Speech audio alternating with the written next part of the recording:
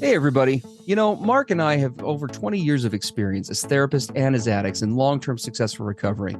We know better than anyone what works and what doesn't to break out of porn and sex addiction, heal betrayal trauma, and reclaim your relationship.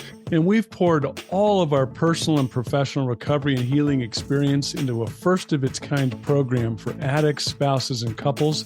We call it Dare to Connect. At least 4 times every week, we engage with you in real time, in the trenches, giving you the knowledge and the tools to take back your life and relationship. Whatever else you've done on your journey for healing and recovery, you've never done anything like this. Mark and I, we've made all the mistakes, so you don't have to. Don't reinvent the wheel. We all know tomorrow never comes. Look, don't wait one more day to change. Claim your free 2-week trial today at daretoconnectnow.com.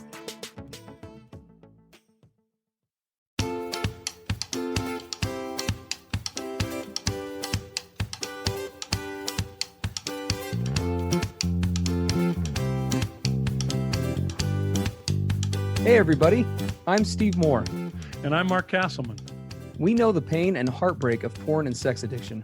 And we know the triumph of breaking completely free.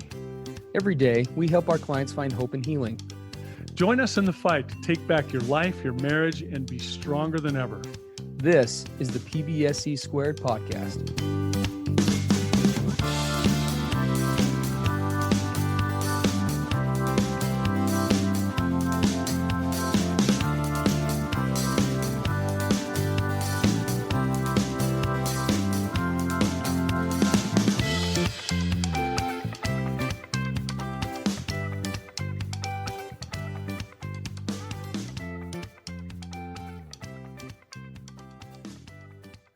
All right, everybody. Welcome to the show today. It's good to be with you guys. Mark and Steve here. Today, we're going to be talking about building on some stuff that we've been talking about for the last couple of weeks. And we're going to be asking the question today, are my, or I guess in you, the case of the listener, are your sexual behaviors a quote unquote problem? I know that for me, when I was, before I got into recovery, I struggled with a lot of not just denial about whether or not I had a problem, but honestly, just some naivety about the issue and what it really was. I think I may have talked about this before. Before I got married, I thought it was really important to disclose my sexual addiction past with my wife. And I was very honest and forthright about it, but it wasn't really, but I also wasn't from the perspective of I just didn't know what I was dealing with. And I see that with a lot of the guys that I work with. We think that we have a quote unquote little porn problem or a little this or a little that or whatever the case may be. And we don't always recognize exactly what it is for what it is. And so today we're going to talk a little bit about what is addiction and then also the steps or levels of addiction and how we go from that place of, engaging unhealthy sexual behaviors that aren't necessarily addictive all the way up through a full-blown addiction state. Yeah, and Steve, I think, as I look back on my past and a lot of guys I work with, I see the same thing, that it's pretty obvious if there's a pornography issue and it's become really problematic for you, that can be kind of in your face. But what I found in my own life and with a lot of other guys I work with, there are a lot of other factors going on with regard to sexual behaviors, even if it's just in your own thinking patterns and processes, that can also be part of an addiction routine or cycle, and can all be integrating together to make your life unmanageable and to create destruction, quite frankly. And you may not recognize a lot of those things because we live in a culture that might say, well, that's normal. Guys will be guys. And what's the big deal? And so there can be all kinds of things going on that we're not really aware of. And so in our podcast today, we're hopefully going to point some of those things out where you go, oh, wow, I didn't realize that was even an issue. Man, you're right. Sheesh, yeah. That's been going on since I was 10 years old. Absolutely. Love it.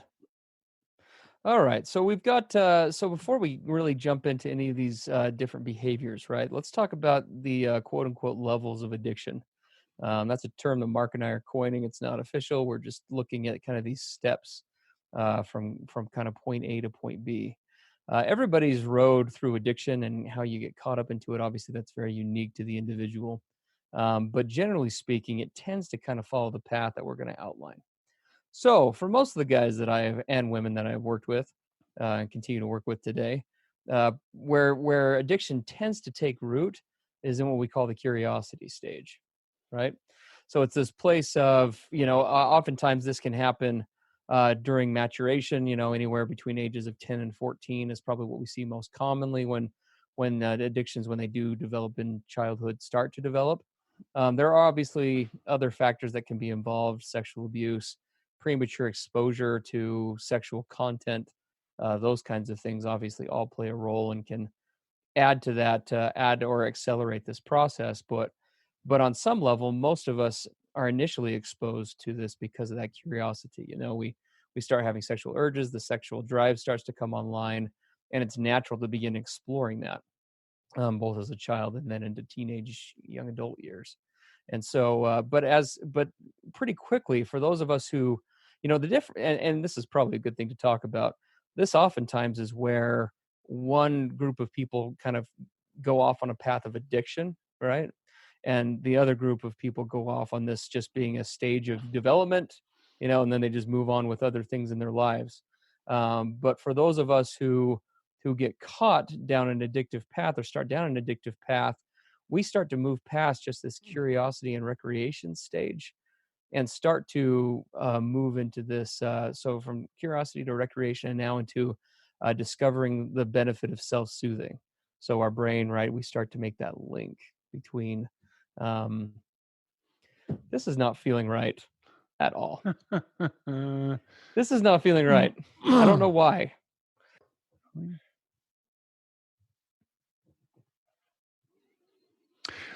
Well, Steve, you're probably like me. One of the things I get asked a lot in my work and even by family and friends and acquaintances is, how do I know if my sexual behaviors are a problem? Yeah. What if Yeah. it's just normal? I mean, we have a lot of diversity out there in the culture and in the world. There's a lot of debate about what's healthy, what's not, what's destructive. A lot of controversy about it. But how do I know? How do I know where that line is? And we're Yeah. going to address that in today's podcast. Are my sexual behaviors a problem? And as I think about that, probably the best way for me to illustrate that is to kind of go back to my experience that started when I was a kid. And I find a lot of guys and a lot of the gals that I work with, they have similar histories. The details are different, but it's a very similar path. So for me, I was exposed to some sexual ideas and images when I was really young, like 7 or 8 years old, by an older cousin. And Mm, as soon as I was exposed to those things, I immediately was curious. It's natural and normal when you're confronted by those to have a variety of emotions. I mean, of course, there was some shock for me. of course. There was a lot of curiosity. I felt allured and repulsed at the same time, right? Excited and shameful. It's the whole Yeah. paradox of this crazy stuff where you feel like you've got completely opposing emotions coming at you. So a lot of curiosity. And I like to say that there's no way of telling what that initial curiosity is going to do to you. Some Mm, people have curiosity and they can kind of walk away and it's no big deal. But then there are those of us where it seems to have a really dramatic impact. And that's what happened for me. I remember one time when a group of my friends and I found a Playboy magazine when we were helping to clean up a house. And everybody gathered together. We were young and everyone's giggling and looking at the images. And when it was done, they kind of tossed the magazine aside and they all went their way. mm-hmm. Except I came back secretly later Mm, and secretly grabbed the magazine and, stuffed it in my shirt and walked away and was just totally taken over by it. As soon as I saw mm, it, it's like something clicked in my brain. And why is that? I don't know. It could be childhood traumas earlier. It could be genetics. It could be yeah. different religious rigidity and things that come up. Could be our parents not talking about it or talking about it in a way that was shameful. There's so many factors that come into play as to why some are allured and immediately pulled in and others aren't. And if you could make yourself crazy trying to figure that out. Oh, yeah. And what I discovered really quick was the curiosity turned to recreation. It was pleasurable to look at those things and to revisit them. it became a way to start to deal with things in life that were hard. And as soon as I made that move from recreational to this place of self-soothing, Yeah. escape, Yeah. avoid, self-medicate, that's when it really started to have a powerful impact on me. And that happened really young, about the time I started to hit puberty, when I discovered that, hey, this is my place to go and feel good when life's hard. Yeah. And so it went from that place of recreation and self-soothing to now it became obsessive. I started to think about it a lot. It occupied my thoughts a lot of the time. And I couldn't get those thoughts out of my head. And so what happened was it went from obsessive thoughts to then compulsive or compulsion. I felt like I had to go act out and just to get relief from these incessant thoughts. So when I would act out sexually, usually through pornography and masturbation, I would feel better. It's like, oh, I don't have those thoughts anymore. Finally, I can just Yeah. relax and have peace in my mind. But then, of course, it would come back. There'd be some stress or something happened embarrassing at school, or I'm stressed out about a test, and then I would run to those sexual outlets. And so finally, that all developed into what we call an addiction. Instead of just wanting it, it got to the place where I needed it. My Yeah. brain learned that's your go-to place. That's how you cope with life. And once I went into that place, then it was just basically enslavement from that point forward. In my Yeah. case, for decades of my life. So that's kind of the how you go through the process of your sexual behaviors becoming really problematic. That's how it happened for me, and most of the people I work with have a similar story. Yeah, I'd have to agree. I'd have to agree with you. I think that looking at these different levels, I've seen that same pattern both in my own work, own addiction, but as well as with the clients that I work with.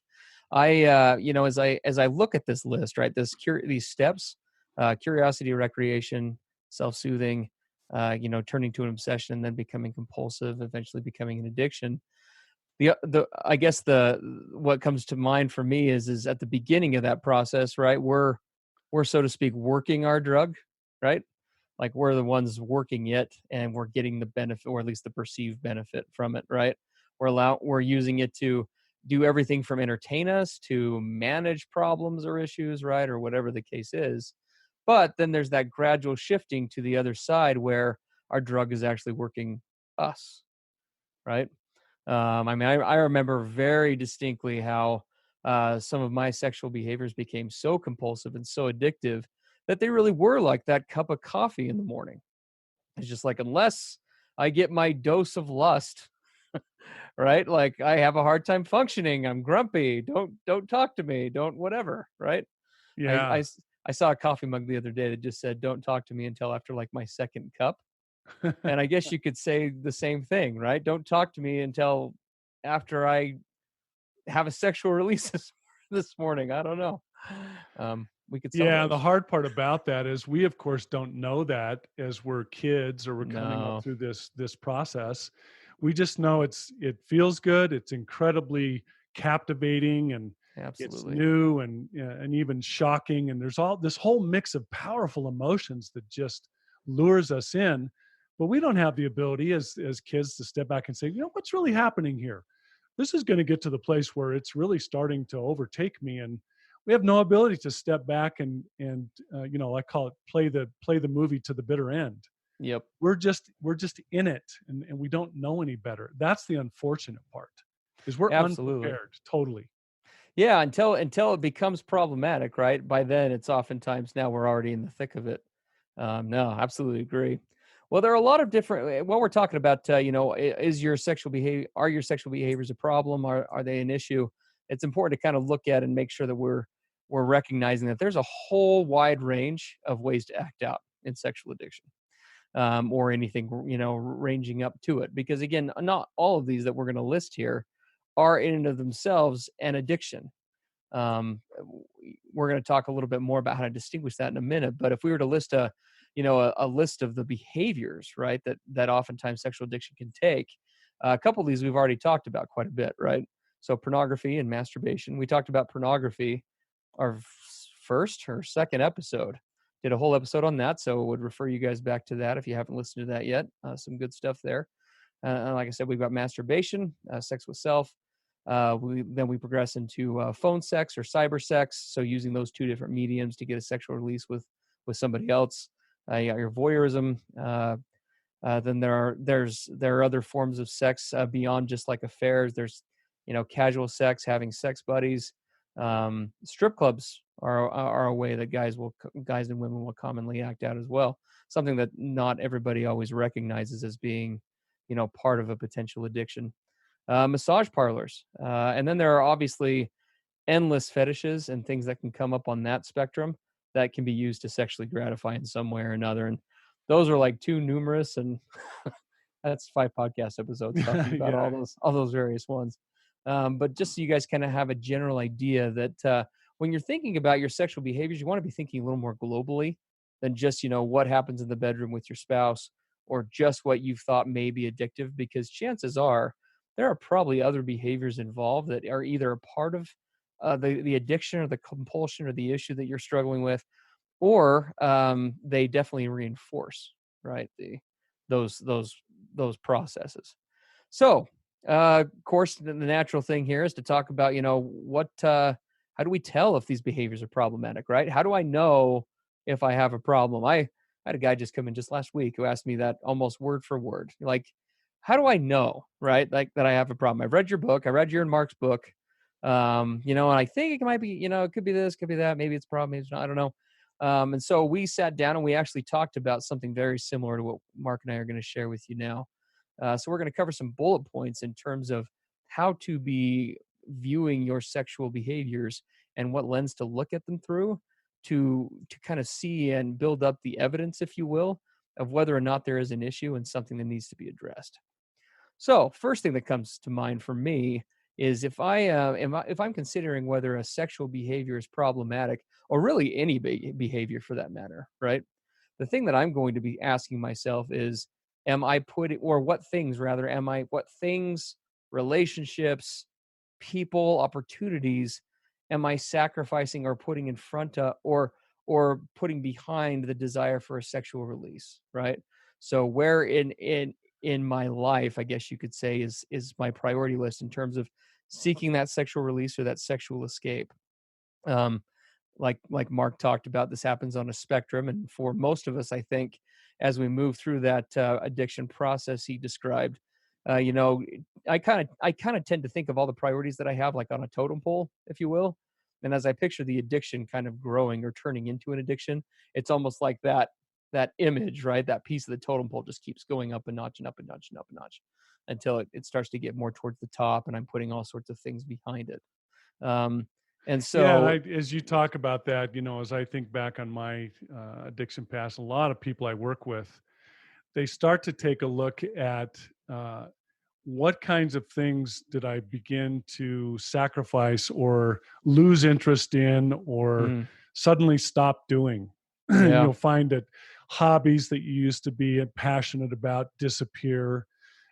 For me, one of the big ones was I missed a lot of being fully present with my kids in the moment. Yeah, And years later, they said, "Yeah, Dad, you were there, but we knew you weren't there. I was sure. present in body, but absent in mind and in emotion. I was off someplace else in my head." So we sacrifice, having those close relationships with others because we're so distracted. I stopped pursuing things that I used to like, that I used to engage in. So lots of stuff that we give up that is replaced by these behaviors, and if we're not careful, we don't even notice. Yes. No, absolutely. I mean, as I look at the things that I've given up in my addiction, right? And like we were talking about before, I mean, by the time you oftentimes recognize these, you're pretty deep in. But the big one, and we've talked about this a little bit on past episodes, is that cost to just self-esteem and self-worth. Mm. Right? If I'm pulling back from all these other activities, if my intimacy with my partner is decreasing, if I'm not, able to focus on work or be productive there, or school or whatever that might be, if I'm isolating all the time, naturally that's going to bleed into this whole concept of self-esteem. Not to mention the recognition of the level of compulsivity, right? I keep doing this thing that I know I don't want to do, but I'm doing it anyway. And so there is that whole kind of component to be looking at when considering whether or not these behaviors are a problem.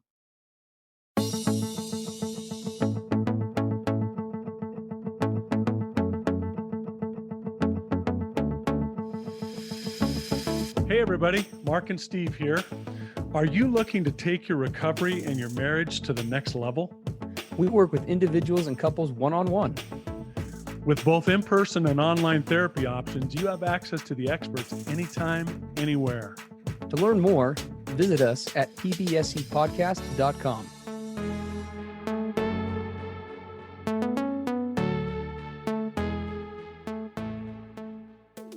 Yeah. So, the other thing that I often really am passionate about is this whole concept of self-medication. Yep.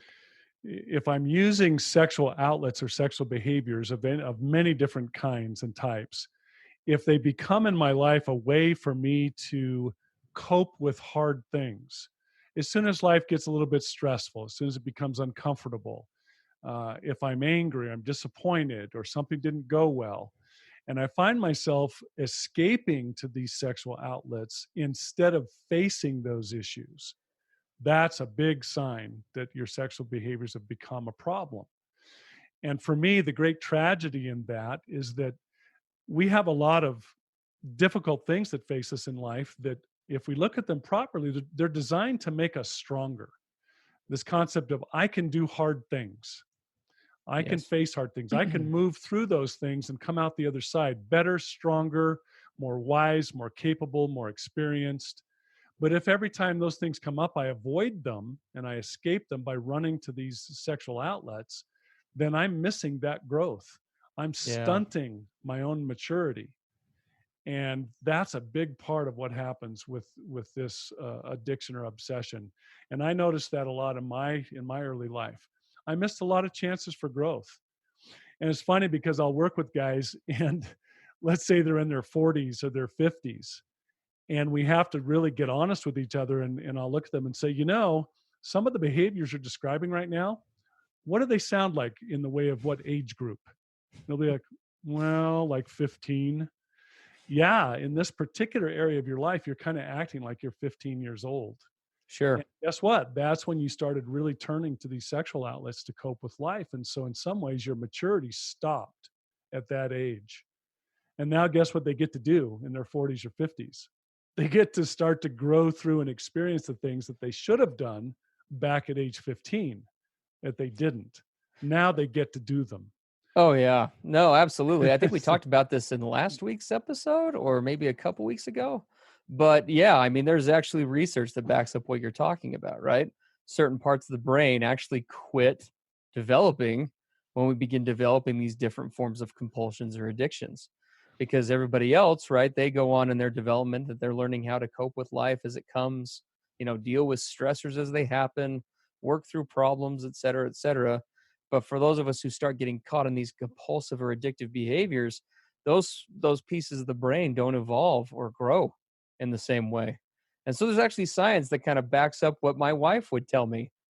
Being married to me and probably to you, I'll out myself. Being married to me, I just ask my wife if you ever run across her.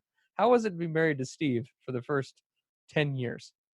And she would probably tell you something along the lines of, a lot of the time it was great. And then other times it was hell. And I kind of didn't know which I would get because what we're talking about would manifest, right? In many ways, I was this full-grown adult who'd been married a long time. I had a master's degree. I was well educated at doing well. And then she would ask me some question or address some issue. And it's like you could almost see the transformation right there in the moment, right? Throwing full on tantrums, just getting downright obsessed, throwing a pity party, going into shame, and that all is part of that emotional variability that we've talked about with these addictions and with these compulsions. And honestly, is one of the things that makes it the hardest, I think, for our loved ones, is Yeah. because they just never know who they're going to get, right? On any given subject or topic, is it's like, am I going to be married to adult Steve, or am I going to be playing house with 15-year-old Steve. And yeah, a lot of problems come with that. Kind of tied to that is let's talk about the disconnection component. So there are a couple of ways in which disconnection happens. Mark's going to talk about that and some of that in a second. But if we look at how these addictions or compulsions play out on a personal level, there's a big difference between whether these behaviors take us to a place where we're actually disconnecting with ourselves and numbing out from ourselves versus connecting with or being mindful and present with ourselves. And this is kind of a spin on what Mark had described earlier, right? If one of the best ways I know of to say, hey, is this a healthy escape or is it not, right? Be an addiction or not, is my engaging in this given behavior, is it going to help me to come back, right? To recharge and to be more present, whether it's in being honest with myself or making improvements or corrections in my own life, or does it just cause me to compulsively just numb out? Am I building or am I just taking time away? Because the line between numbing out and taking a healthy break and coming back can be pretty thin.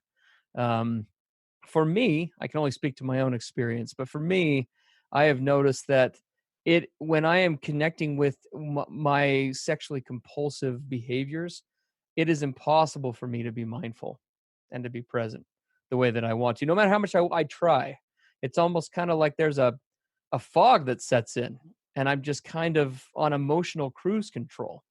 Not to say that all of the sexual behaviors we listed would cause that for everybody, but I know for me and for a lot of my clients, there's that numbing out, not just from the world or even from problems, but just from what I'm actually feeling, right? What is going on inside my brain right now? Yeah, and I got to the place, and I work with a lot of guys where we get completely out of touch with our feelings, our true deep feelings. In fact, when I first started working with guys, we'll start to talk about what are you feeling, and a lot of guys will give me a blank stare. Well, what do you mean? What am I feeling? Like there's only like three feelings, right? Like Hmm. mad, sad, or glad. I mean, I don't know what you're talking about. And I have this little chart on my door in my office that's got like, how am I feeling today? And there's all these little facial expressions with like 27 emotions. This is Yeah. a massive revelation to these guys. I never knew there were that many feelings. But when we get into the place where as soon as we start to feel something, especially if it's negative or powerful, and we immediately run away or numb out, we lose connection with ourselves. And what we find is that we carry what I call character liabilities with us a long time. Like I'm not in touch with the fact that I get jealous or envious or angry or impatient, or I catastrophize, or Mm. I all of these different liabilities in my character that I never face or understand because I run, I medicate, I avoid. So I'm completely out of touch with what's going down deep. And all I deal with are symptoms. Yeah, And that's a big part of this. absolutely. As we're talking about this connection piece, right? We've talked about connecting with self or with other people, but the broader perspective on that is my behavior, is this thing that I'm engaging in, these set of behaviors that I'm engaging in, are these helping me to connect more with reality, right? As it actually is, or with the fantasy world that either my mind or the pornography or whatever the other influences might be trying to concoct, right? Mm, Because there is a there that's part of the addictive component of this, right? There's this desire for the brain to escape, and not just with people or not just with these things internally, but just with reality in general. And the further down that addiction road we go, the more easy it becomes to connect with the fantasy and to disconnect from the reality. I just read an article the other day about how it was talking about the pornography industry and how they've been doing some interviews with men specifically who've been tied up pretty heavily in porn, and they were talking about how a massive percentage of these men that they were interviewing, when a woman would say, "Hey, I don't want to have sex," or "Hey, I'm not interested," guess how they were interpreting that? No yeah. means yes, Yep. right? That's the new kind of trend.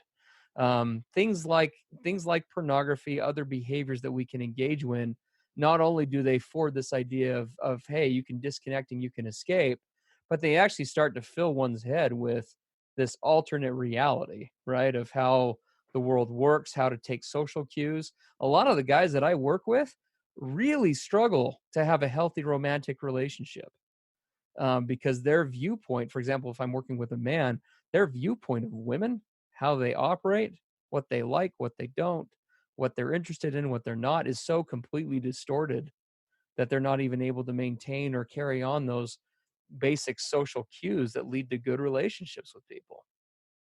Yeah, the thing I find that really gets skewed in a big way are expectations. Oh yeah. What are the expectations I have with regard to how this relationship should go, or Yes. when it comes to the place of sexual intimacy? What needs to happen in order for me to feel like it was successful, or I'm fulfilled, or Yeah. and it just gets blown so far out of proportion.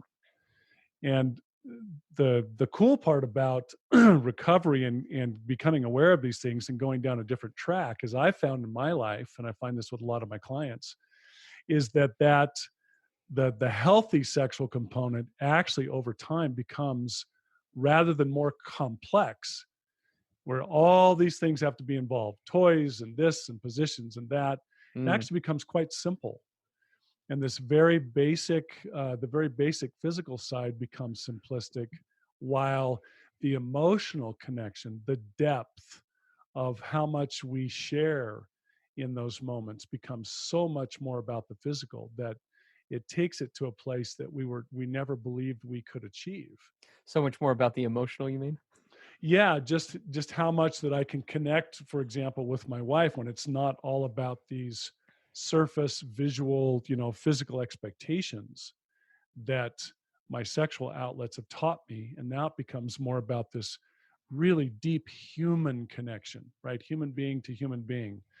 And I tell guys, if you want to have great sex, it's not about what pornography has taught you. It's not about all these things that the culture has instructed you in. There's a whole level that you're not aware of yet. Spiritual, emotional, mental, just so much that's there. But it gets so distorted when these behaviors become problematic for us. Yeah, I mean, if we've talked in past podcasts about this concept between lust and love, right? And that Yeah. that here incorporates into our that's the last bullet point that we're talking about today in terms of kind of this litmus test. Hmm. Am I facing something? Are my sexual behaviors, are they problematic or compulsive? The more problematic, in my experience, your sexual behaviors are, the more your mentality is going to be all about, what is in it for me, right? What do I stand to gain from this? What do I stand to get out of it? It's not to say that that isn't important or doesn't have value, but I would make the argument, and I don't think I'm far off, that if the more engaged I am and really connected with a partner, for example, or with reality, then I'm going to have more of a vested interest in not just, hey, my own sexual needs or what feels good for me or in the moment or whatever. And that's going to be focused very much on the experience, kind of like what you're alluding to, right? Instead of it being about positions or toys or whatever it is, it's about, hey, how do we make this experience enjoyable for me? How do I make this experience enjoyable for you? And how do we walk away more connected, more intertwined in a healthy way, rather than trying to use this sexual medium as a way just to meet an alternative end. Yeah. Yeah, I think it becomes this question of me versus we. Mm, And yeah, if we're trying to gauge whether our sexual behaviors are problematic, where's the focus? Is it me or is it we? If yeah, if I'm involved with my partner. And a big one you just mentioned that I found was a huge indicator for me and guys that I've worked with is, how do you feel after the sexual encounter is over? How do yeah, you feel yeah, after climax? Do you feel more connected with your partner? Do you feel more elevated? Do you feel like you stepped into highest self? Or do you feel like you walk away and you just kind of feel empty, or you feel you're actually craving something more. You need to get back, you need to go push the envelope again. And so how do you feel after it's all concluded? And that's No, the absolutely. big test for me. Yeah, and I think that and what you just said, I think that question is so key because whether or not you're engaging sexually with a partner or just with self or with lust or fantasy or whatever the case may be, that's a great question to ask, right? As I come out of that sexual experience, be it with a partner or just be it individually, am I more present? Or am I more have I just met this exterior alternative need, right? Hitting this high or getting this benefit from it, and now I'm just moving on, right? So rather than it being an integrated experience as part of myself as a whole, it's just something that I do. It's a process to feel good so I can just move on to other areas of life, right? Yeah. So it's that kind of that concept of integrating it all with self.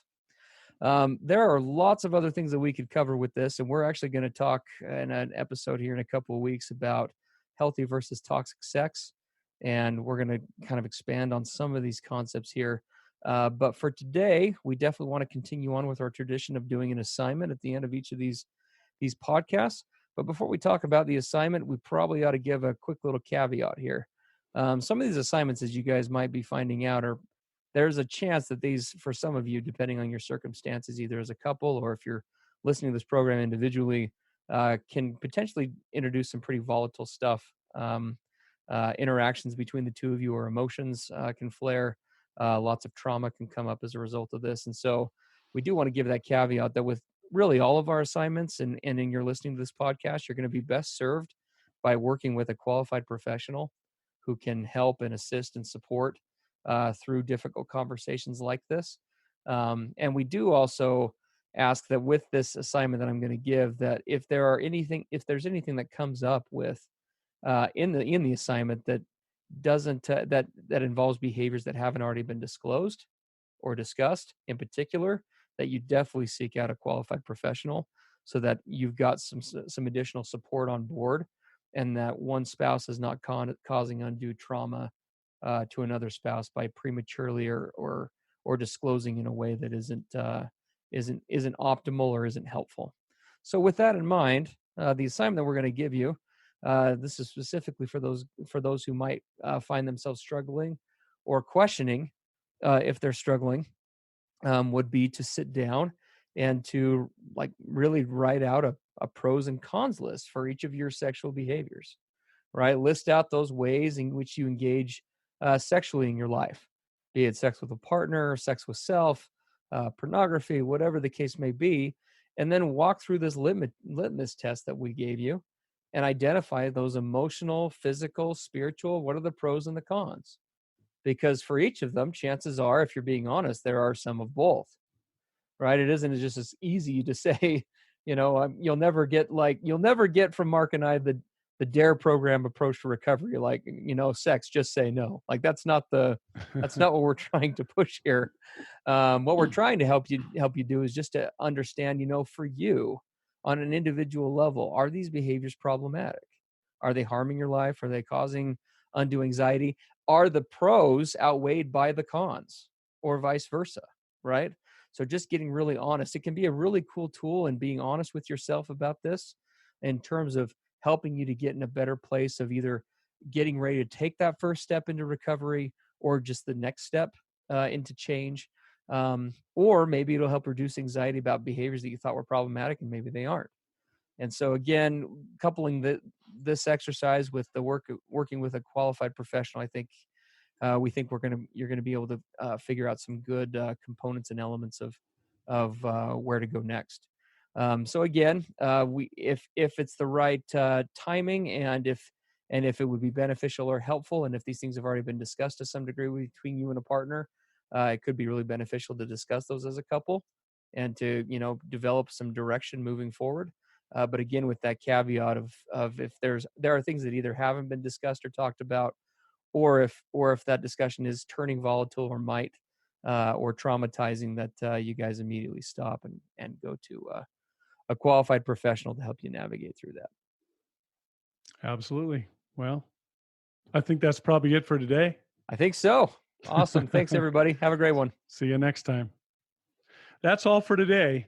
Thanks for joining us. And remember, the opposite of addiction isn't sobriety, it's connection. Together, we can do the impossible. To learn more about Mark and Steve and to listen to more podcast episodes, visit us at pbscpodcast.com.